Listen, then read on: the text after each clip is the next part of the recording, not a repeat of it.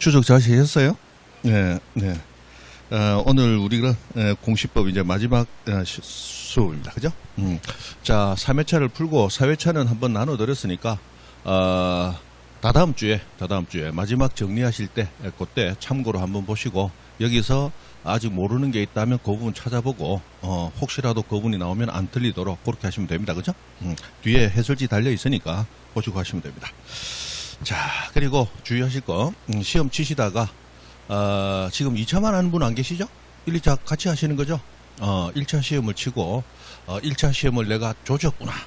라고 판단되더라도 그건 내 판단이지 국가의 판단이 아니에요.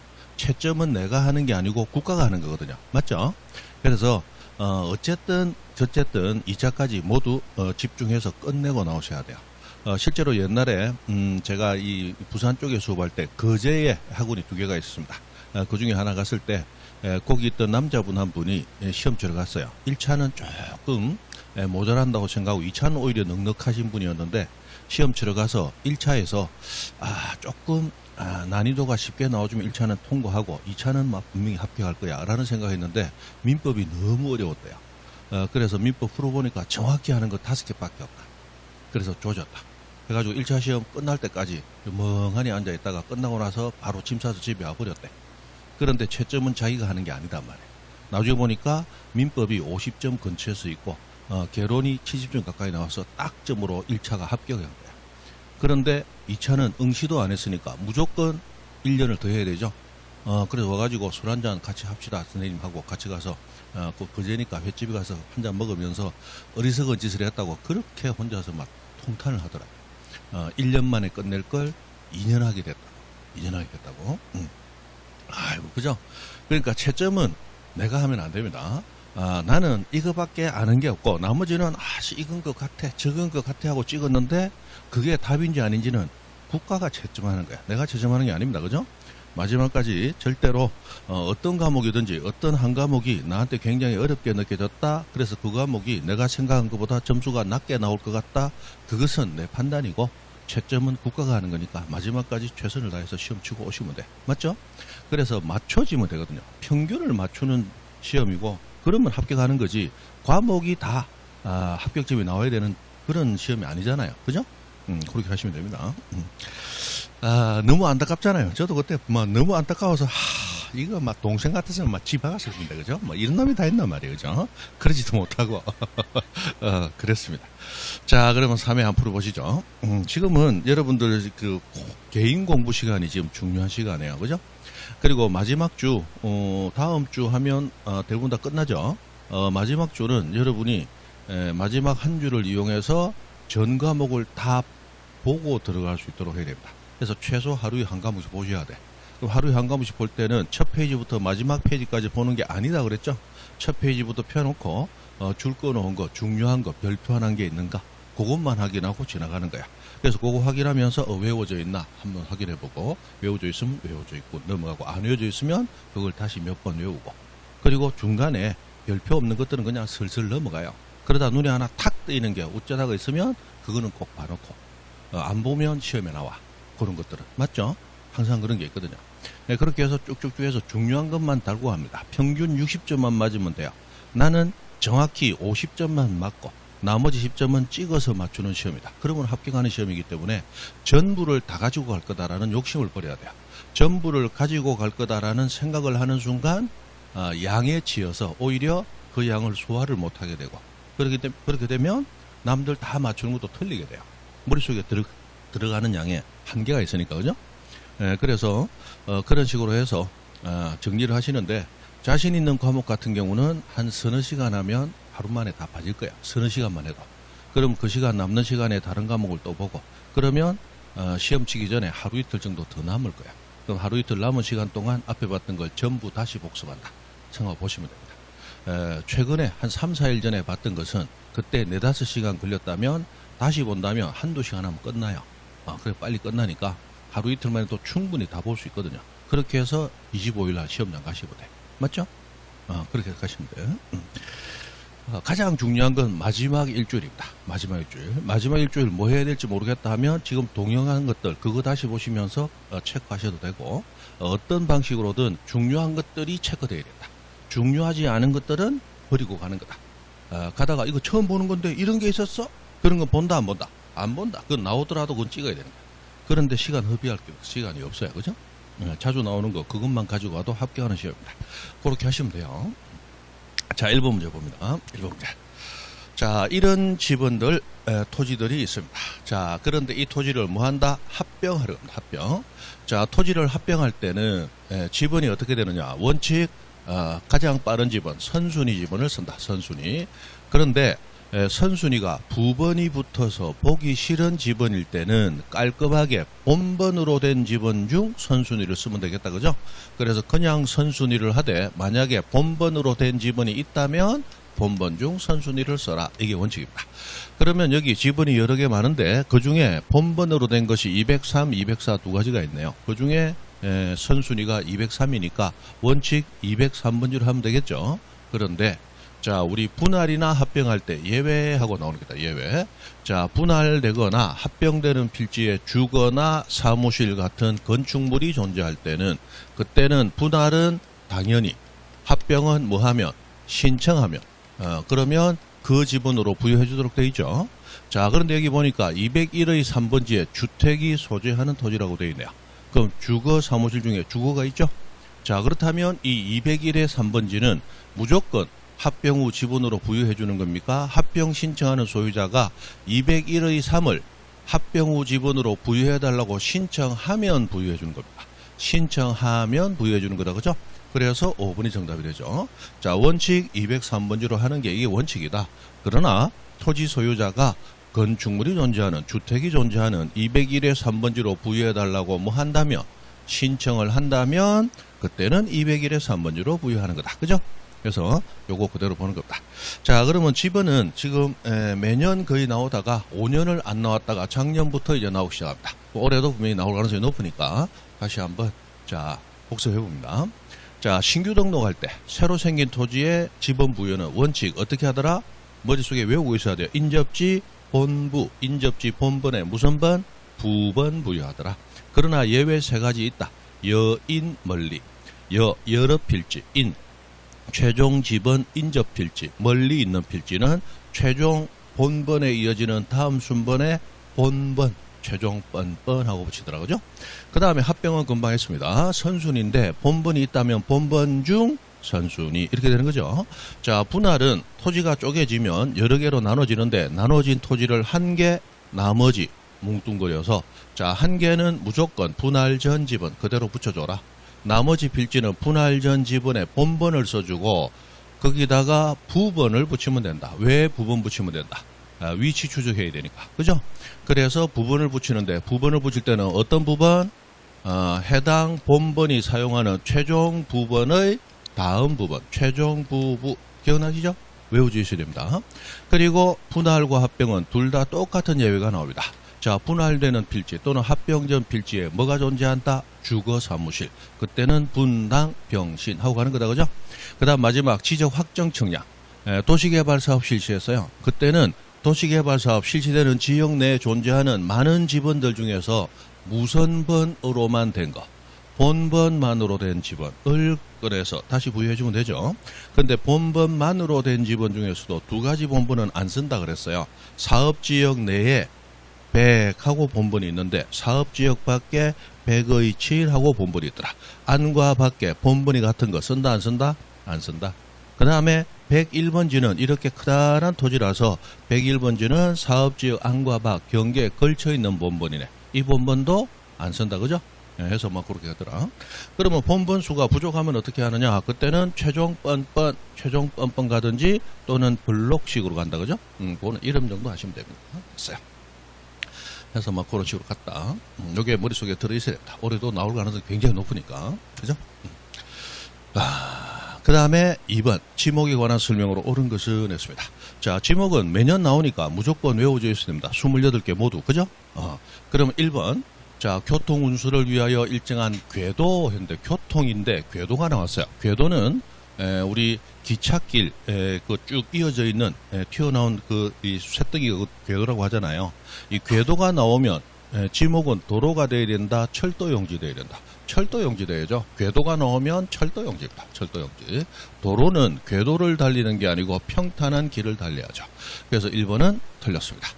자, 2번. 체육시설로서 영속성, 독립성이 미흡한. 이미 이렇게 나오면 원래 체육시설은 체육용지라는 지목이 돼야 되지만 영속성이 있다, 영속성이 없다. 없다라고 나오면 체육용지로 하지 아니한다. 이렇게 나와야 되겠죠. 자, 지목 설정 원칙이 우리 지적법에 의해서 세 가지 원칙이 법으로 정해져 있습니다. 첫 번째, 1필지에 지목 몇 개? 한 개만. 1필지 1지목 원칙. 요거 고수합니다. 자, 필지 하나당 지목을 하나만 등록해야 되기 때문에 용도가 여러 개 존재하는 토지는 어떻게 하느냐? 가장 주된 용도 하나로만 등록하게 되고, 그러면 주된 용도가 아닌 것들은 주된 용도인 것처럼 엎쳐서 같이 등록돼 버리죠. 그래서 중요하지 않은 것들은 주된 지목을 추정해서 한꺼번에 등록해서 필지 하나당 지목은 몇 개만? 한 개만 등록하라. 이렇게 된다고요. 그 다음 마지막 세 번째. 지목으로 등록되려면 일시 사용되면 된다. 영속적인 사용이 필요하다. 영속적인 사용이 필요해. 영속성 원칙이 요구되고 있어요. 그죠? 그래서 영속성이 없으면 지목으로 설정되지 아니한다. 그래서 영속성이 미흡한 나오면 그럼 체육용지 될 수 없죠. 그럼 뭐가 되는데요? 그럼 법이 정한다, 안 정한다? 안 정한다. 그건 알 필요 없다 그랬어요. 자, 3번. 일반 공중의 교통 운수를 위하여 교통 나오면 일단 뭐 차가 다니는 차도 도로가 되겠죠? 문제는 보행, 우리 사람이 걸어 다니는 보행에 필요한 일정한 설비 형태 갖춘 토지. 이걸 우리가 인도라고 부르잖아. 사람인자, 길도자. 사람이 다니는 길. 인도도 지목은 뭐로 한다? 도로로 한다. 그죠? 그래서 3번이 정답이죠. 4번. 조수자윤뉴스 모래바람 막기 위하여 설치된 방조제, 방수제, 방사제, 방파제, 제방이다, 제방. 그죠? 제방이다, 제방. 자, 그리고 5번. 자, 석유, 액화 석유가스, 이렇게 기름 파는 시설물 부지, 주유소 용지인데, 지금 전기, 수소차도 들어왔죠? 그래서 전기, 수소 판매를 위한 일정한 부지도 주유소 용지로 같이 포함이 되죠. 주유소 용지로 포함이 됩니다. 그렇게 됐어요. 나머지 다 틀렸죠. 이거는 답만 알아서는 되는 게 아니고 28개 지목을 다 외우고 있어야 됩니다. 그죠? 항상 나오니까. 이제 거의 다 외우고 있죠. 외우고 있어요. 자, 3번 갑니다. 경계에 관한 다음 설명 중 틀린 거 찾아라. 자, 경계는 시험에 나오는 게 거의 세 가지로 딱 굳어져 있습니다. 경계 설정 원칙. 자, 경계를 새로 정하려고 할 때 기준이 5가지가 있다. 토지가 평탄할 때는 평탄한 토지의 중앙을, 맞죠? 토지에 높낮이가 있을 때는 높낮이 있는 그 구조물의 하단부를, 절토, 땅을 절개해서 구멍을 뻥 뚫어놨다면 절토면의 상단부를, 해서 높아, 절상, 높낮이 있다, 하단부, 높아, 절토했다, 절상, 상단부. 그죠? 그리고 해면, 수면, 물 나오면 무조건 물 높이가 제일 높은 거. 최대 만조위, 최대 만수위. 맞죠? 그 다음 제방을 쌓으면 육지에서 가장 먼 바깥쪽 어깨. 그게 새로운 경계로 됩니다. 자, 그런데 여기서 경계 문제가 나오면 요거 나오는 게 있는데, 토지의 지상 경계는 했습니다. 땅 위에서의 경계는 이게 법적 경계가 아니에요. 땅 위에서의 경계는 눈으로 구분할 수 있어야 되겠다. 그래서 땅 위에서의 경계는 눈으로 보이는 두기나 담장, 그 다음에 구조물이나 경계점 표지, 말뚝 등으로 구분한다. 그러나 법적 경계는 도면에 있는 경계, 좌표가 법적 경계다 그랬어요. 그죠? 그래서 1번은 이게 법률 규정, 지적부의 규정인데 요거는 답으로 나온 적은 없죠. 그냥 틀린 거 찾아라 할 때 맞는 거로서 요거는 이제 구색을 갖추기 위해서 아주 자주 냅니다. 아주 자주 내죠. 자, 그 다음에 우리 경계에서 두 번째 자주 나오는 게 지상경계점 등록부라는 장부입니다. 자, 지상경계점 등록부가 12년 전에 지적법에 새로 들어왔어요. 그 지상경계점 등록부라는 장부가 시험에 굉장히 자주 나오고 있는데, 여기에 뭐가 등록되느냐? 5개가 등록된다. 그게 자주 나온단 말이에요. 자, 7개가 등록된다. 그게 자주 나옵니다. 그럼 7개가 뭐냐? 일단 모든 땅에 대한 장부는 소재와 지번이 기본적으로 들어간다. 해서 2개. 그 다음에 나머지 5개는 경계점에 관한 자료가 4개 들어가죠. 경계점을 찾아, 사위 찾아, 좌표 찍어 갔는데 이미 사위는 토끼고 공실만 남았더라. 그렇습니다. 그래서 경계점의 사진 파일, 경계점의 위치 설명도, 경계점의 좌표, 그 다음 경계점 표지의 종류하고 경계점의 위치하고 그 다음에 공부상 등록된 지목하고 실제 토지가 이용되는 지목하고 비교해서 적어놓게 됩니다.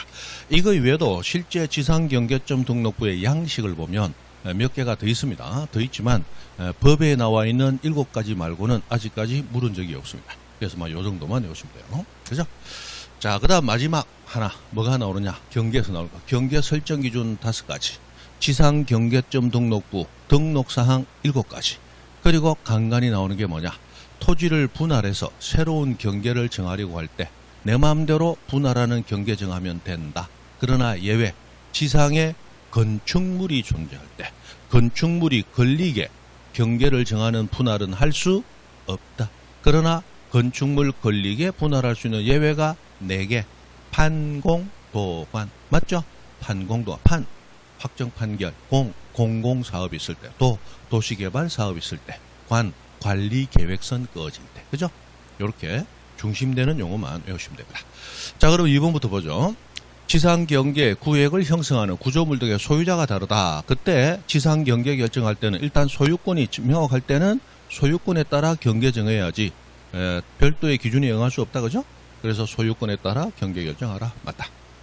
그 다음 3번 드디어 나왔네요. 자, 토지를 분할하려고 해요. 지상 건축물이 존재하네요. 그때 지상 건축물 걸리게 경계를 결정할 수 있으려면 판공, 도관 4가지 나오면 되죠. 그러니까 판공도하고 도시개발 사업 등 하고 있네. 그렇다면 지상 건축물 걸리게 경계 결정할 수 있다. 맞잖아요. 그죠? 그 다음에 4번. 자, 소관청이 작성하는 경계점 좌표 등록부에는 공부상 지목과 실제 이용 지목이 등록된다. 틀렸죠? 이거 뭐가 틀렸어요? 장부 이름이 틀렸죠? 경계점 좌표 등록부는 이거 지적공부입니다. 7종 지적공부 중 하나죠.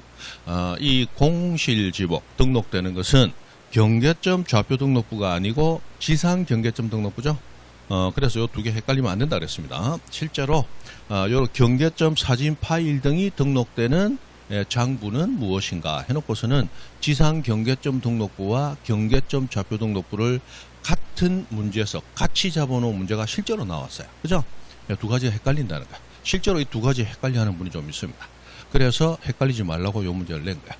경계점 좌표 등록부가 아니고 지상 경계점 등록부 이리 나와야 되겠죠? 그래서 4번이 틀렸습니다.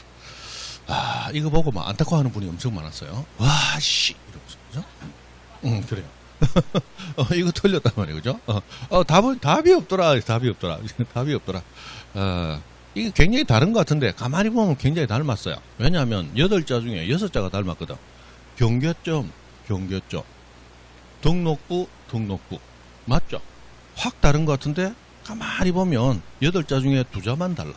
그래서 헷갈리는 분들 가끔 있어요. 됐다.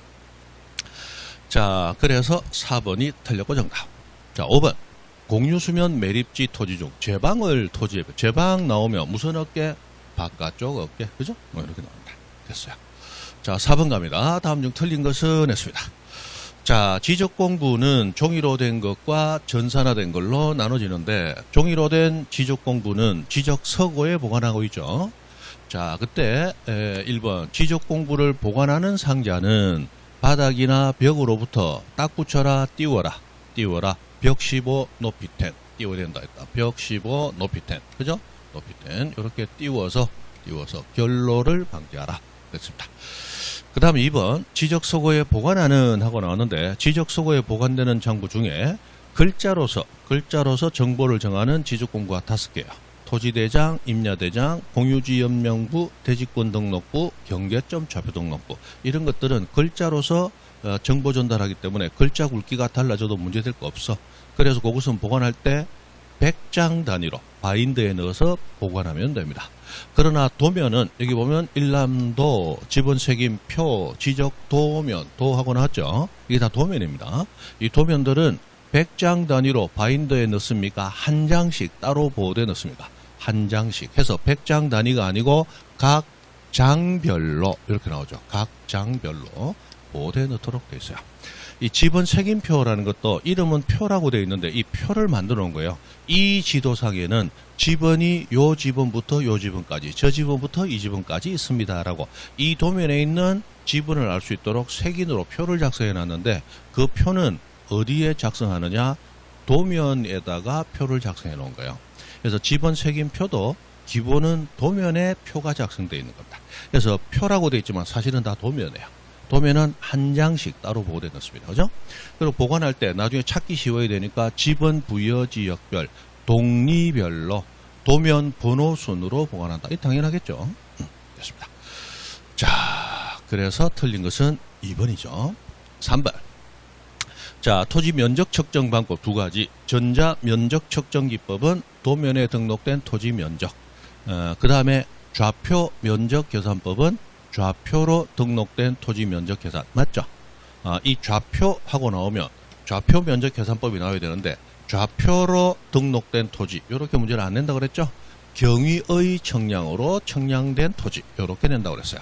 이 경위의 청량이라는 청량법이 좌표를 만드는 청량법이다라는 거예요. 그래서 이렇게 나오면 이때는 좌표 면적 계산법이 되겠죠? 됐습니다. 자, 4번. 지적위원회 의결이 확정되면 시도지사는 의결서 사본을 소관청에 보내야 한다. 이런 말 나왔는데, 자, 이건 나중에 우리 뒤에 들어가면 한 번 더 볼 겁니다. 자, 우리 지적위원회가 두 개가 있습니다. 지방지적위원회, 중앙지적위원회. 그죠? 그러면 지방지적위원회 의결이 났어요. 그런데 심사청구인 및 이해관계인이 지방지적위원회 의결에 수긍하면 지적위원회 의결이 확정이 돼버리죠? 맞잖아. 또는 그 지방지적위원회 의결에 불복하면 재심사 청구할 수 있죠? 며칠 내? 90일 이내. 그럼 90일 이내 재심사 청구를 안 해도 지방지적위원회 의결이 확정이 돼버려요. 또는 재심사를 청구해서 중앙지적위원회까지 넘어갔다. 그럼 중앙지적위원회 심의 의결이 났다. 그럼 중앙지적위원회 위에 상급위원회가 더 있다, 더 없다? 더 없어요. 그래서 중앙지적위원회 심의 의결이 나면 무조건 확정돼 버립니다. 그럼 이 확정이 되면 이 의결된 내용에 따라 기존의 지적공부에 등록된 내용을 고쳐야 되는 경우도 있을 수 있겠죠. 그래서 의결서를 보관하는 이 관공서가 시도지사예요. 시도지사가 지적위원회 의결서를 보관하고 있죠. 그런데 의결서 원본은 시도지사가 보관하되 의결서의 사본을 만들어서 지적공부를 현실적으로 관리하는 관청. 지적공부 관리하는 관청이 누구예요? 소관청이죠. 그 소관청에다가 의결서 사본을 보내주는 거야. 왜 보내주느냐? 야, 의결 내용이 이렇다. 그러니까 이걸 참고 삼아 지적공부 기재가 고쳐져야 될 게 있으면 네가 고쳐야 될 거 아니겠니? 하고 내용을 가르쳐 주는 거야. 되죠? 그래서 의결서 사본을 지적공부를 보관하는 누구에게? 소관청에 보내야 한다. 라는 게 나오는 겁니다. 그죠? 아마 요런 지문은 처음 볼 거예요. 그죠? 처음 볼 거예요. 그 다음 5번. 지적공부의 등록사항이 토지 이동 정결에서 내용과 다르게 정리. 자, 뒤에 보면 직권으로 정정한다. 라고 해서 등록사항의 직권 정정 사유가 모두 9가지가 있습니다. 그 9가지는 대부분 보면 지적공부의 내용이 잘못 정리되었다. 잘못 입력되었다. 뭐 이런 식으로 나오는데 딱 두 개가 무엇의 내용과 다르게 정리되었다. 잘못 정리가 아니고 다르게 정리되었다. 이렇게 나오는 게 두 개 있다고 그랬죠? 다르게 정리. 무엇과 다르게 정리? 측정과 다르게 정리. 자, 지적 청량의 성과와 다르게 정리. 성과와 다르게 정리. 또는 토지 이동 정리 결의서 내용과 다르게 정리. 그래서 두 가지 자료가 나와야 된다고 그랬죠? 그래서 틀리게 될 때는 이 두 가지 서류가 아닌 다른 서류 이름으로 살짝 바꾼다 그랬습니다. 그죠? 그래서 외워야 된다. 그래서 요 두 가지 경우 직권 정정할 수 있다. 맞네요. 나머지 다 맞고 2번만 틀렸죠. 그렇습니다. 자, 5번 가봅니다. 토지대장 좌표등록부 공통등록 사항은 했습니다. 요건 뭐 그냥 우리가 외우고 있는 거 그대로 가면 되죠. 자, 소재 지번과 장번호, 페이지는 어느 지적공부나 다 있다. 그리고 지목부터 목도장, 축도장, 면장, 이장, 공장, 등장 나온다. 그죠? 그 다음에 공대에만 지분이 있고 공대에만 도번 없다. 그리고 19자리 숫자로 된 고유번호는 어디에만 없다. 도면에만 없다. 그죠? 그럼 끝난 거예요. 자, 도면번호 자, 공대에만 도번 없다. 공유지 연명부 대지권 등록부에만 도번 없다. 그럼 토지대장 좌표 등록부에는 도면번호 다 있다, 그죠? 다 있어. 공대에만 도번 없으니까. 그리고 토지의 이동 사유는 이장이므로 토지대장에만 있고 좌표 등록부에는 없네. 요거는 세모. 자, 소유자에 대한 것은 모든 대장, 토지대장, 임야대장, 공유지 연명부, 대지권 등록부에만 있죠? 좌표 등록부에는 없네. 요거 세모. 공통은 아니다. 토지 고유번호 19자리 숫자는 도면에만 없다. 그럼 이거 도면들 아니니까 여기는 공통으로 다 있네. 자, 토지 면적은 면장, 이장, 공장, 등장, 면장이므로 토지대장, 임야대장에만 있죠? 좌표 등록부에는 없네. 그러면 공통등록상은 기역과 리얼, 길이 1번이죠? 이렇게 나옵니다. 그죠? 이거 못 맞추면 안 됩니다. 맞춰야 돼요. 지적공부 등록상 골라라는 거는 무조건 나온다, 그죠? 매년 나오고 있습니다. 매년 나오고 있어요. 자, 6번 지적공부를 복구하려고 합니다. 자, 복구자료 모두 7가지가 있고 그 7가지 중에 2개는 소유자 복구자료로도 쓰이죠. 자, 소유자 복구자료 인동시에 토지표시 복구자료인 것은 등판, 등기부와 판결이다, 그죠? 등기부 판결. 그러면 지적공부를 복구할 때 복구자료 원래 7개가 있다. 이게 토지표시 복구자료인데 7개가 있어요. 그럼 등기부와 판결 2가지는 기본적으로 다 있으니까 나머지 5개만 외우면 된다. 그 5개는 등, 결, 소복 하고 외우고 있다, 그죠? 등, 결, 소복. 자, 등이 결리고 결리면 소복 입은 아가씨가 등 두드려 준다. 공부하라고, 그죠? 어떤 이유로 소복 입었다. 공부에 한이 맺혀 죽은 귀신이다 그랬죠? 그랬어요. 자, 등은 뭐예요? 지적공부의 등본. 결은 청량의 결과도. 맞죠? 또 하나 결은 토지이동 정리 결의서. 그 다음에 소는 소관청 작성 발행해준 서류. 복은 복제된 지적공부. 이렇게 나옵니다. 그죠? 5가지 고르면 되죠. 자, 그러면 일단 등기부와 판결부터 찾아본다. 등판. 근데 없네. 없다. 그럼 지적공부 등본 찾아본다. 등결소부 없네. 그러면 결, 청량의 결과도 여기 있네. 2번째 결, 토지 이동 정리 결의서 여기 있네. 3번째 소관청 작성 발행 여기 나왔네. 그 다음에 마지막 복제된 지적공부 여기 나왔네. 그러면 복구자료에 해당하는 거 모두 몇 개인가? 디귿 빼고 하나, 둘, 셋, 넷, 4개다, 그죠? 4개 이렇게 나옵니다. 이거는 이 문제 자체가 벌써 난이도가 높은 거예요. 보통은 어떻게 나옵니까? 1개, 2개, 3개, 4개 이렇게 안 나오고 1번에 기역, 디귿, 2번에 기역, 디귿, 리얼 이렇게 해서 잘하면 다 몰라도 짜집기 잘해서 맞추는 문제도 가끔씩 나오죠. 그렇게 나오지 이렇게는 잘 안 나옵니다. 잘 안 나옵니다. 우리 이제 연습을 하니까 확실히 알아라라는 의미에서 이렇게 된 겁니다. 그죠? 자, 7번 갑니다. 토지 이동에 관한 다음 설명 중 틀린 것은 했습니다. 자, 토지 이동 기본적으로 신청 의무 있다. 며칠 내? 60일 내. 그러나 바다로 된 토지의 등록 말소만은 며칠 내? 90일이네. 그죠? 그런데 분할과 합병은 원칙은 신청 의무가 없고 예외적으로만 신청 의무가 있습니다. 그죠? 그래서 분할은 딱 하나. 1필지의 얼마 용도 변경. 1필지 일부 용도 변경. 그때만 분할 신청 의무 있죠? 1필지 일부 나오면 바로 분할 튀어나와야 돼요. 1필지 일부 용도 변경. 우리나라는 1필지에 지목 몇 개? 1필지 1지목 1개만 둬야 되잖아. 맞죠? 그런데 1필지의 일부의 용도가 바뀌었네. 그럼 용도가 바뀌었으면 지목이 바뀌었다는 얘기죠? 그거 또 등록하면 1필지 몇 지목 된다? 2지목 안 되잖아. 그러니까 그때는 용도 바뀐 부분을 어떻게 하라? 분할해서 새로운 한 개 필지로 만들어줘라. 라는 거. 그때만 분할 업무가 있죠. 그래 됩니다. 자, 대충 그정도 하시고 그러면 1번부터 봅니다. 자, 임야도에 등록된 토지가 사실상 형질 변경됐지만 지목 변경할 수 없는 경우 지목 변경 없이 자, 등록 전환 신청할 수 있다. 등록 전환 신청할 수 있는 대상 토지가 4가지가 있다. 요거 최근에 5년 전에 이 법령 규정이 하나를 바꿨기 때문에 어쩔 수 없이 외우고 가야 된다고 그랬죠? 언제든 나올 수 있다. 등록 전환 신청 대상 토지는 4개가 있는데 그 4개는 허가신고, 대사관 이렇게 외우랬습니다. 허가신고, 대사관. 각종의 허가신고를 받았다 하면 등록 전환 대상 토지다. 그 다음에 대사관. 대는 뭐예요? 대부분 등록 전환 되었다. 이 말 나오면 등록 전환 대상 토지다. 사실상 형질 변경이라는 문장 나왔다. 그러면 등록전환 대상 토지다. 도시군 관리 계획선에 따라라는 문장 나오면 그러면 등록전환 대상 토지다. 허가신고 대사관했습니다. 그리고 여기 보면 사실상 형질병력 허가신고 대사관의 사내 그러면 거두절미하고 등록전환 신청 대상 토지이다랍니다. 그렇게 그냥 외우면 된다 그랬죠? 다 외우면 문장을 다 외울 수 없다 그랬습니다. 뭐 자주 나오면 문장을 분석해서 다 외워야 되겠지만 자주 나오는 거 아닌데 그렇죠? 자, 등록전환은 뭐예요? 등록돼 있는 장부를 전환 바꾼다죠? 자, 토지 가치가 낮아.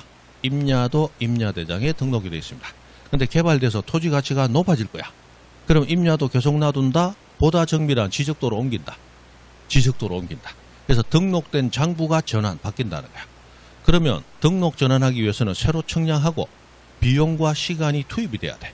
비용 시간 투입돼서 정밀도는 높아져야 돼요? 낮아져야 돼요? 높아져야 돼.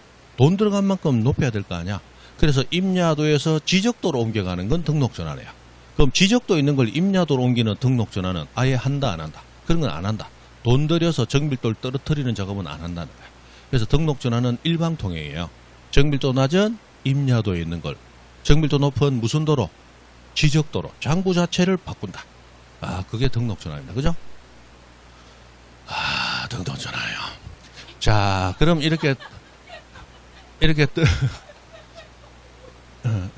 등록 전환을 해가지고 여러분 반응 보니까 하길래 아이고 그죠? 자, 등록 전환하면 그럼 옛날에 우리나라의 토지 면적은 도면에서 재잖아요. 맞죠? 그러면 옛날에는 임야도라는 정밀도 낮은 도면에서 면적을 쟀었어요. 그런데 지금은 보다 정밀한 지적도로 경계가 새로 정해졌잖아요. 그러면 옛날 면적 그대로 쓸까요? 보다 높은 지적도 이용해서 면적 측정 새로 해줘야 될까요? 면적 측정 새로 해준단 말이에요. 그럼 그 면적이 옛날하고 같으면 문제없어요. 그런데 옛날에 임야도 면적과 지적도에서 새로 센 면적이 서로 다르다면 이거 어떻게 처리할 건데? 요게 등록 전환에서 그나마 한 5년에서 한 8년 주기로 한 번씩 나와주고 있습니다. 그래서 그게 이제 2번 지문이에요. 그죠? 그래서 등록 전환을 했을 때 면적을 정하는데 옛날 임야대장에 등록되어 있는 면적, 임야도에서 잰 면적이에요. 임야대장에 등록하죠. 그리고 등록 전환될 새로운 면적에 오차가 있네. 그 오차가 허용 범위 이내 사소한 오차일 때는 어떻게 하고 허용 범위 초과 막대한 오차가 있을 때는 어떻게 할 것이냐. 이 두 가지로 나눠서 이게 가끔 시험에 나오더라고요. 그죠? 자, 이때 이 오차는 어떻게 해결하느냐? 일단은 결론은 똑같습니다. 자, 면적은 옛날에 정밀도 낮은 면적으로 갈까요? 보다 정밀한 새 면적으로 갈까요? 보다 정밀한 새 면적으로 가는 거야. 오차 범위 이내든 초과든. 그럼 무슨 차이가 있는데? 오차 허용 범위 이내일 때는 사소한 오차만 있는 거죠? 그럼 옛날에 잘못된 면적을 어떻게 할 거냐? 사소한 오차에 불과하니까 놔두고 그냥 새 면적으로 가면 돼. 해서 오차 허용 범위 이내일 때는 등록 전환 될 면적, 새로운 면적을 등록 전환 면적으로 결정하고 옛날에 조금 잘못된 면적은 무시하고 그냥 가라 이렇게 돼 있단 말이에요. 그런데 허용 범위를 초과해서 너무 많이 달라. 이때는 새 면적으로 가되 옛날 거 무시하고 놔두고 간다. 옛날 걸 직권으로 정정하고 간다. 옛날 것을 직권으로 정정 후 등록 전환하는 거야. 자, 허용 범위 이내 옛날 거 놔두고 그냥 새 면적으로 가면 돼. 허용 범위 초과 옛날 거 고쳐놓고 새 면적으로 가. 그죠? 그래 있다고요. 여기 이제 가끔씩 나오는 거야. 자주 나오지는 않습니다. 혹시 맞고 그 다음 3번. 자, 지적공부에 등록된 1필지의 일부. 이제 필지 일부 나오면 벌써 그 다음에 용도 변경되었다. 이 말이 뒤에 나오는 거야. 필지 일부만 용도 변경되었다. 그 용도 변경된 걸 또 등록하면 1필지 2지목이 되니까 안 돼. 그래서 용도 변경된 일부를 어떻게 하라? 분할하라. 60일 이내. 사유 발생일부터 60일 이내 분할 신청을 하라. 이랬단 말이야. 이 60일 내 분할 신청 안 하면 어떻게 됩니까? 아무 일 없어요. 그죠? 벌칙이 없기 때문에 만수무강 무병장수. 그죠? 그랬어요. 오히려 더 건강하게 산다 그랬죠? 나쁜 짓 하고 안 들키면 오히려 기분이 업돼서, 그죠? 오히려 더 건강하다 그랬어요. 더 건강하다. 그래요. 그래서 요렇게 되더라. 자, 그러면 1필지 일부 용도 변경이 있을 때는 분할 신청만 하면 된다. 용도가 바뀌었으니까 지목을 바꾸는 지목 변경 신청도 함께 해야 된다. 지목 변경 신청 함께 해야 되겠죠? 그렇습니다. 그죠? 됐습니다. 자, 그리고 4번. 토지를 분할하는 경우에 했습니다. 분할. 우리 열심히 하던 그 누군가 비었더라. 대한시가 안 나오는구나. 그죠? 일자만 합니까? 오늘 왜 안 나왔지? 왜 안 나왔어요?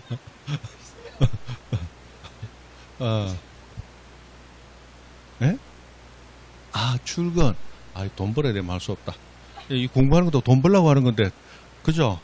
돈 버는 일은 할 수 없다. 뭐 놀러 갔다 이러면 큰일 난다. 그죠? 됐습니다. 됐습니다. 자, 틀린 것은 1번, 4번. 자, 토지를 분할하는 경우. 공부 잘했는데 뭐 포기할 이유가 없지. 자, 토지를 분할하는 경우 하고 나왔는데 주거 사무실 주소 나왔어요. 그러면 분당 병신. 그럼 분할은 당연히 분할 전 지분을 건축물 존재하는 필지에 부여해 줘야 되는 게 맞죠. 당연히 부여해 줍니다. 그런데 여기 보니까 건축물이 있는 필지에 대해서 신청이 있으면 분할 전 지분을 우선 부여. 틀렸다. 신청과 상관없이 당연히 우선 부여해 주는 거다. 그죠? 그래서 합병 나오면 신청 있어야 하고 나와야 되고 분할은 신청하고 나오면 안 된다 그랬어요. 그래서 4번이 틀렸죠. 자, 5번. 합병하려는 토지 일부에 저당권 등기가 있는 경우는 합병이 불가능합니다. 왜냐하면 합병하려는 토지 일부에 저당권이 있어서 합병하고 나면 합병 후 토지 전부에 저당권이 있는 거예요. 원래 있었던 그 부분에만 저당권이 있어요. 원래 그 부분에만 계속 저당권이 있겠죠. 그럼 합병 후 토지 일부에만 저당권이 존재하는 결론이 나오는데 저당권은 부동산 일부에 존재할 수 없다. 부동산 일부에 존재할 수 있는 것은 찌찌 전인뿐이다. 그래서 저당권이 있을 때는 합병이 안 되는 거야. 다만 합병하려는 토지 전부에 내용이 동일한 저당권이 다 있더라. 등기원인, 일자, 접수일자 모든 게 동일한 저당권. 그때는 합병할 수 있다. 맞죠? 또는 합병하려는 토지 일부만 신탁 등기가 있어요. 합병할 수 없죠. 그런데 합병하려는 토지 전부에 등기된 내용이 동일한 신탁 등기가 다 있어. 그때도 합병할 수 있다. 이렇게 합병할 수 있는 것은 딱 두 개. 저당권과 신탁만 법이 인정한다고 그랬죠. 합병하려는 토지 일부 가압류가 있어. 합병할 수 없다. 합병하려는 토지 전부에 내용이 동일한 가압류가 다 있어. 합병할 수 없다. 그건 안 된다 그랬어요. 저당권과 신탁만 특별 규정으로 인정해 준다고 그랬죠. 됐습니다. 자, 8번 갑니다. 축적 변경. 축적 변경.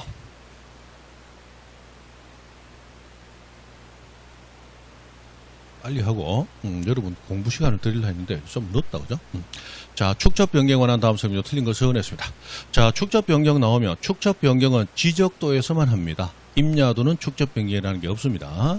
자, 축척을 바꾸면 축척만 바꾸는 게 아니고 토지 표시, 면적까지 다 새로 정하기 때문에 재산권에 변화가 올 수 있죠. 그래서 축적 변경 절차는 굉장히 까다롭다. 그래서 축적 변경하려면 일단 동결성, 동의, 의결, 승인 절차를 차례대로 거쳐야 된다. 동의, 의결, 승인. 자, 동의는 소유자가 하는 것이고 의결은 위원회가 하는 것이고 승인은 시도지사, 대도시장이 하는 것이다. 자, 동의할 때 소유자가 얼마 동의해 줘야 돼요? 동사미 3분의 2 이상. 그죠? 3분의 2 이상. 동사미. 동의는 3분의 2 이상이야. 근데 나중에 축척변경위원회 위원으로 소유자가 참여해야 됩니다. 소유자가 위원으로 몇 분의 몇 이상 참여해야 됩니까? 2분의 1 이상. 맞죠? 위원회 2분의 1 이상을 소유자로 참여시켜야 돼. 그래서 소유자가 분수로 나온 게 2번 나옵니다. 축척 변경에 대한 동의는 소유자 3분의 2 이상 동의. 축척 변경위원회 위원으로는 소유자가 2분의 1 이상 참여. 맞죠? 그렇게 되어 있습니다. 그래서 하나라도 확실히 알자. 그래서 동의는 3분의 2 동사미. 동사미. 그죠? 동사미. 동사미는 누구예요? 연마할의 장가목간 총각이라고 그랬죠? 이름만 딱 봐도 벌써 동사미. 이 장가갈 만한 이름이다 아니다? 아니죠. 장가가려면 부모님 빨리 이름 바꿔줘. 동스티브 이런 식으로 바꿔줘야 장가를 간다. 그죠? 동사미. 이래가 이름 뭐 이런 이름 가지고 장가 못 간다 그랬어요. 그죠? 동사미. 요즘 세상이 어떤 세상인데. 그죠? 동사미예요. 동사미. 그죠? 자, 동사미 외우더라. 동의는 3분의 2 외우도록 했습니다. 그죠? 의결은 과반수, 그죠? 이렇게 되는 거다. 성인이 떨어지면, 그럼 비로소 축적 변경 시작할 수가 있습니다. 자, 축적 변경 관련해서 숫자가 총 절차상 8번 나온다고 그랬죠? 자, 축적 변경 시행 공고를 합니다. 그리고 공고 나면 경계점마다 표지, 말뚝 설치하라 이렇게 되어 있습니다. 요것이 시작할 때 20, 30 이어진다고 그랬죠? 20일 이상 30일 이내. 30일 이내는 시행공고 1로부터 30일 이내. 그죠? 그래서 시행공고 20일 이상 그날부터 30일 이내 경계점 표시 설치. 그리고 청량을 하고 나서 축척을 바꾸고 토지표시 삭세로 정하고 면적의 증감 파악하고 토지 가격까지 조사한 다음에 이제 청산금 확정되었습니다. 공고를 해요. 이 청산금 공고를 해도 소유자들이 공고문을 안 보고 다니기 때문에 소관청이 토지 소유자에게 납부, 고지, 수령 통지 해줘야 된다 그죠? 그래서 이 두 가지는 15, 20하고 이어진다 그랬어요. 15, 20. 15, 20. 공고는 15일 이상, 수령 통지는 20일 이내 해줘라. 그렇게 되어 있어요. 그죠? 해서 시작할 때 20, 30, 중간에 15, 20 이렇게 한다. 그리고 청산금 자체에 이의가 있다. 그러면 이의는 제기할 수도 있고, 이의 제기하면 거기에 대해서 심의 의결이 이루어져야 되는데 두 가지 다 1개월 이내 하는 것이다. 자, 이의 제기 누구 멱살 잡아라? 시다발이 멱살 잡아라. 소관청 멱살 잡고 이의 제기하라. 그러면 의결해 주는 것은 언제나 위원회 대감이 하는 거다. 그렇습니다. 그리고 실제로 돈을 내고 받는 것, 돈을 수령하는 것과 돈을 납부하는 것과 수령하는 것은 둘 다 6개월 이렇게 되어 있죠? 6개월인데 자, 납부는 납부 고지를 받은 날부터 6개월이고 수령은 수령 통지를 한 날부터 6개월 이렇게 되더라. 그래서 20, 30, 15, 20 1월 6월 이렇게 가는 거다 그랬죠? 그렇습니다. 됐습니다. 그대로 잘 외우시면 돼요. 자, 그러면 여기서 이제 문제 한번 봅니다.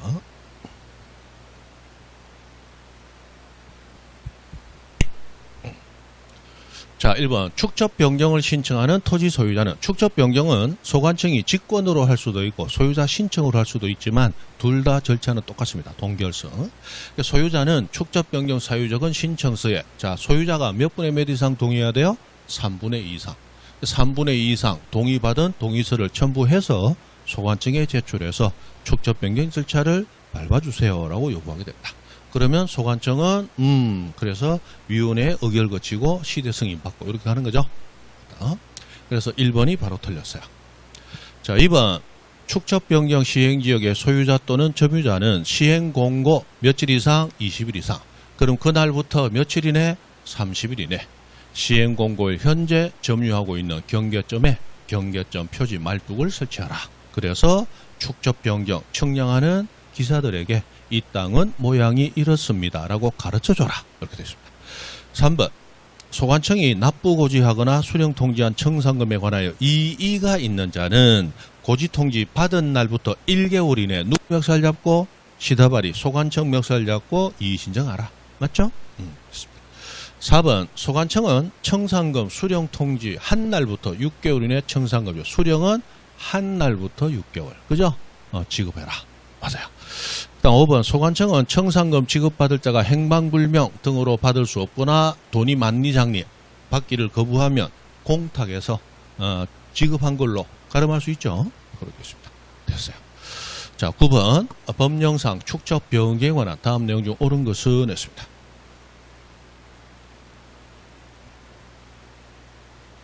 자, 기억. 축적변경위원회 위원 중 3분의 2 이상을 소유자로 틀렸어요. 소유자가 위원회의 2분의 1 이상을 차지해야 되죠. 절반 이상을 소유자로 구성하라 이렇게 됐어요. 그런데 리얼에 보시면 축적변경 시행지역의 소유자가 모두 합쳐서 5명 이하이면 그러면 절반이 안 될 수도 있네. 소유자가. 그때는 어떻게 한다?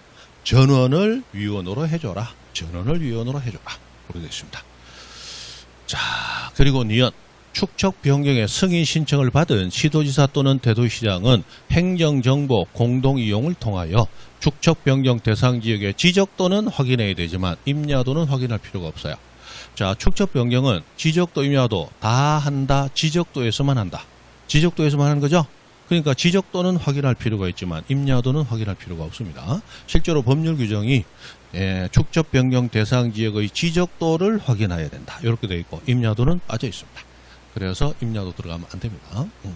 문제가 너무 똑같은 것만 넣으면 식상해서 이것도 한 번 나온 적도 없는 지문이에요. 그죠? 한번 넣어봤습니다. 항상 안 냈던 문제를 한 문제에서 두 문제까지 내죠. 작년에 의외로 한 번도 안 냈던 걸 세 문제를 냈습니다. 그거는 굉장히 좀 특이하고 보통 한 문제나 두 문제는 한 번도 안 냈던 걸 냅니다. 만점자를 피하게 하려고. 예전에는 지적법 만점자가 12문제 다 맞추는 사람이 한 학원에 뭐 14명씩 나옵니다. 너무 많이 나왔기 때문에 그걸 없애기 위해서 항상 안 냈던 부분에서 한두 문제는 꼭 냅니다. 만점을 피하려고. 그거는 맞추려고 하면 안 돼. 그건 틀려주면 되는 거예요. 그죠? 자, 디귿. 납부 고지되거나 수령 통지된 청산금에 관하여 이의가 있습니다. 그러면 이의 제기는 고지 통지 받은 날부터 몇 개월 이내? 1개월 이내 누구 멱살 잡고 시다발이 소관청 멱살 잡고 할 수 있습니다. 그래서 옳은 것은 디귿과 리얼 두 가지다. 그죠? 디귿과 리얼 3번이 정답입니다. 자, 10번 갑니다. 다음 주 틀린 것은 했어요.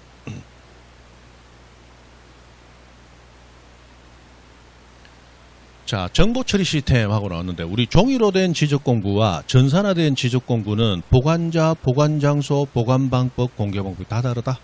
그러면 자, 종이로 된 지적 공부하고 전산화된 정보 처리 시스템하고 자, 보관자는 소관청이 지적 공부 보관하더라. 근데 전산화된 것은 관할 시도지사, 시군구청장이 보관하더라. 맞죠?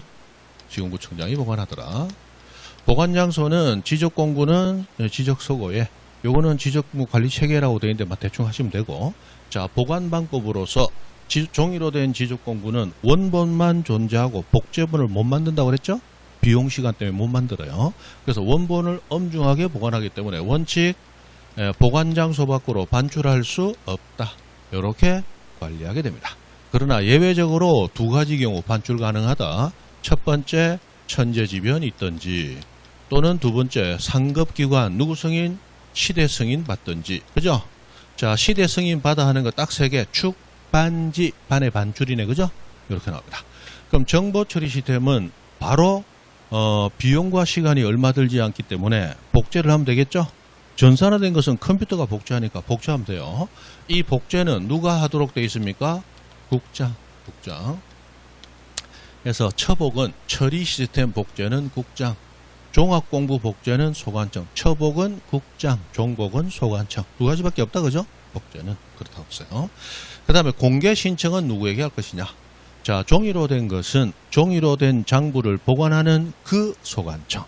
그것을 해당 지적 소관청. 이렇게 표현하죠? 해당 지적 소관청. 이렇게 표현합니다. 그러나 전산화된 것은 전산망으로 연결이 되어 있기 때문에 전산 자료가 본체가 존재하는 그곳에 굳이 갈 필요 없죠? 망만 연결되어 있으면 됩니다. 그래서 소관청이라고 표현할 것을 옛날에 뭐라고 표현했냐? 특별자치시장, 우리 세종시장 얘기하는 거죠? 또는 각종의 시군구청장, 요 사람들을 우리는 대충 소관청이라고 부릅니다. 또는 시골의 읍면동사무소까지 다 전산망은 연결되어 있더라. 요 사람에게 신청해도 됩니다. 그래서 종이로 된 것과 전산화된 것은 완전히 이렇게 보관장소, 보관방법, 보관자, 공개방법 다 분리가 되어 있어요. 그대로 외우셔야 됩니다. 그리고 이 보관하던 자가 혹시라도 멸실되면 복구도 보관하던 자가 복구해야 된다. 그죠? 종이로 된 것은 누가 복구한다? 소관청이. 전산화된 것은 누가 복구한다? 시도지사, 시군구청장이. 그죠? 보관자가 복구자가 됩니다. 그래요. 자, 1번 정보 처리 시스템 통하여 기록 저장된 지적 공부를 열람하거나 등본 발급받으려면 특자시장, 시군구청장 또는 읍면동장, 특자시장, 시군구청장 또는 읍면동장. 맞는 것 같은데 1번이 틀렸어요. 1번 어디서 틀렸어요? 괄호에서 틀렸죠?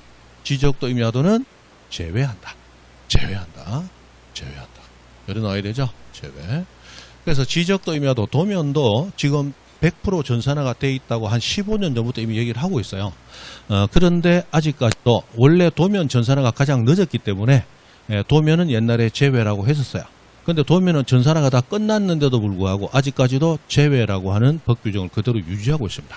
요거는 많은 돈을 들여서 전산화를 해놓고서도 법 개정이 늦어지는 법적 입법 미비 때문에 그렇다라고 보통 학자들 얘기하는데 막 그 상관없이 지금도 안 하고 있습니다. 만약에 민법 같았으면 벌써 바꿨어요. 민법 같으면 안 바꾸면 개떼처럼 달라들어서 전국의 법학자들, 민법학자들이 개떼처럼 달라들어서 뜯어먹습니다. 그래서 자기 존재를 알리고 자기 책이 잘 팔리면 민법 책 잘 팔리면 3대가 먹고 삽니다. 3대가. 그런데 지적법은 책 냈다면 책 낸 권수만큼 망한다 그랬죠? 아무도 안 삽니다. 아무도 안 사. 그래서 이런 법은 완전 자법이거든요. 자법이요. 그래서 뭐 이거 연구하는 학자도 없고 무릎 뜯지도 못합니다. 그죠? 민법 같은 게 무릎 뜯거든요. 제가 옛날에 공부할 때는 서울대 법대 교수인 그 곽윤지 교수라는 분이 민법 책 5권을 다 팔아먹습니다. 민법 총칙 한 권, 물권법 한 권, 채권 총칙 한 권, 채권 각칙 한 권, 그 다음에 가족법에서 친족 상속편 한 권, 5권을 팔아먹는 거예요. 전국 법대생들은 곽윤지 책을 전부 다 가지고 있습니다. 그 사람이 1년에 80년도 중반에 1년에 인세로만 1억 얼마씩 받아간다 그랬어요. 그 당시에 1억 얼마 같으면 아마 강남에 아파트 한두 채씩 막 떨어졌을 거야. 그게 1년에 그렇게 나온다 그랬어요. 1년에. 그러니까 그 양반이 한 20, 30년 대한민국 법계를 자꾸 흔들었거든요. 그 사람, 그죠? 그 사람을 뜯어먹으려고 옆에 이제 다른 대학의 뭐 김용한 교수나 이런 사람들이 와가지고 뭐 이런 택도 아닌 주장을 하는 자가 있다 이러고 자에다 놈자자를 한자로 딱 써놓고 그래서 서로 싸웁니다. 기본서 교과서에서 뭐 옛날 그랬어요. 대단합니다. 그걸 이제 학자들의 자존심이라고 좋은 말로 포장하는데 돈에 대한 욕심이죠. 그런 거 가지고 엄청 뜯어먹고 싸우는 그랬어요. 됐다. 이제 그분들은 다 돌아가셨어. 그 후손들이 이제 그 돈 갖고 잘 먹고 잘 살고 있겠지. 그죠? 됐습니다. 그 다음에 2번. 자, 지적 공부 했는데 정보 처리 시스템은 제외. 그러면 종이로 된 거 얘기하는 거다. 그죠? 그때는 소관청이 보관합니다. 청산회 지적서고에 연구 보존합니다. 맞네. 3번. 경계점 좌표 등록부에 등록된 토지 면적이 했는데 자, 우리 토지의 면적은 등록 단위가 어떤 토지는 0.1제곱미터, 어떤 토지는 1제곱미터 이렇게 나눠져 있죠. 자, 0.1제곱미터로 등록하는 것은 경계점 좌표 등록부에 등록된 토지 면적이죠. 그리고 좌표가 있는 지역에도 도면은 있다. 몇 분의 몇? 500분의 1 축척의 지적도가 만들어져. 그 다음에 600분의 1 축척의 지적도. 이것이 가장 정밀한 도면과 좌표라는 거예요. 여기 등록된 토지는 면적을 등록할 때 등록 단위가 0.1제곱미터 단위로 등록하더라. 이 0.1을 우리 한글로 표현할 때는 뭐라고 표현하더라? 제곱미터 이하 한 자리 단위 이렇게 표현하죠. 그런데 500, 600분의 1 말고 1000분의 1에서 6000분의 1까지 정밀도 떨어지는 도면에 등록된 토지는 면적 등록 단위가 제곱미터 단위 1제곱미터 정수로만 등록하게 되죠. 자, 그렇다면 좌표 등록부에 등록된 토지 면적이 0.1보다 적어. 그래도 무조건 등록 단위가 0.1이므로 무조건 얼마로 등록하라? 0.1로 등록하라. 맞죠? 만약에 좌표 등록부라고 나오지 않고 1000분의 1 축척의 지적도에 등록된 토지 면적이 0.04라고 줬어요. 그걸 얼마로 등록해야 돼? 1제곱미터로 등록해야 되겠죠? 됐습니다. 4번 아까 했습니다. 경위의 청량 나오면 좌표가 떠올라야 돼. 좌표가 있는 지역은 토지 면적 측정을 좌표 면적 계산법으로 하는 거다. 그죠? 4번 맞다. 자, 5번. 소관청은 지적공부의 등록사항을 말소 또는 회복했을 때마다 항상 말소했을 때도 두 사람에게, 회복됐을 때도 두 사람에게, 그 두 사람은 같은 사람이다. 누구냐? 소유자 및 공유 수명관리청. 언제나 두 사람에게 통지해 주도록 되어 있습니다. 그죠? 됐어요. 자, 11번 가봅니다. 힘듭니까? 좀 쉬었다 할까요? 쉬었죠.